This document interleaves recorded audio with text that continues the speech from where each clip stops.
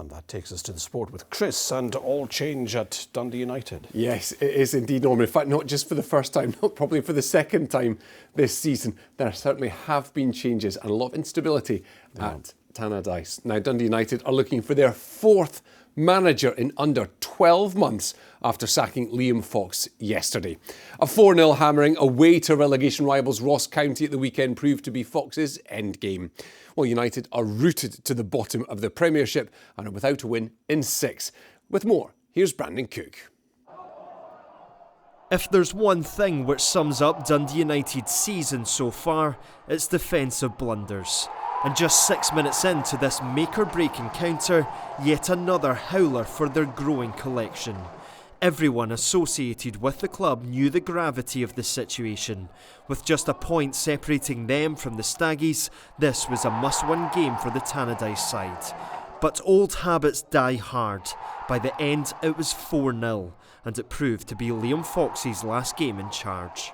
That performance was unacceptable on a whole number of levels. It was almost like the players didn't want it as much as the fans, that's for sure. So yeah, it was the tipping point for a lot of fans, and I didn't see any way back for the manager. United are rooted bottom to the Premiership, 6 games without a win and 4 points from safety. On the flip side, Saturday's result has pushed Ross County up to 10th on goal difference.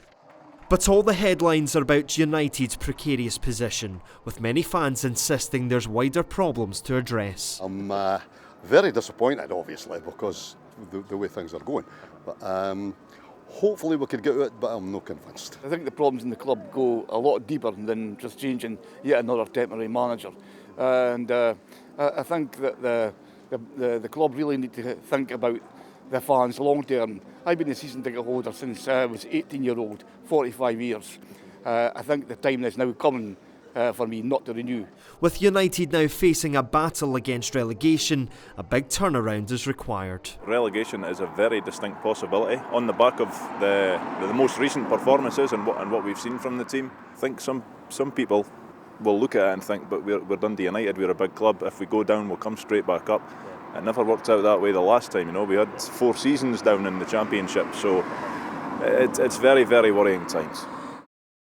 A fresh memory for lots of United fans. And Brandon joins us now live from Tannadice. Now, it would have been a shock if Liam Fox hadn't been sacked after yesterday's result. Yeah, totally. It wasn't that big a surprise given the recent run of performances and results, Chris, as you say. But it has raised a couple of eyebrows given that just a few days ago the club's AGM was held here at Tannadice, and shareholders at that meeting were told reportedly that there was no plans to change the manager or the sporting director.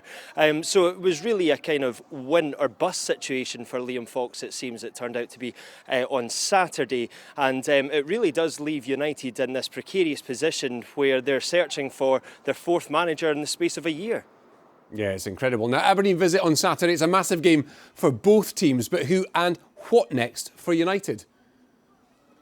Yeah, well, just in the last few hours, Chris, we've had some surprising news. A candidate that's come to the fore that no one really thought would come to the fore.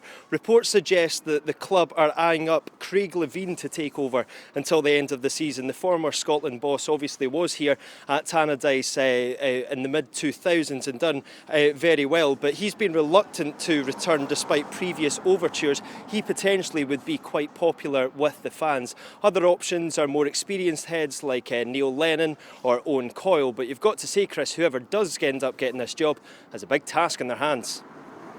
Thank you, Brandon. A very big task indeed.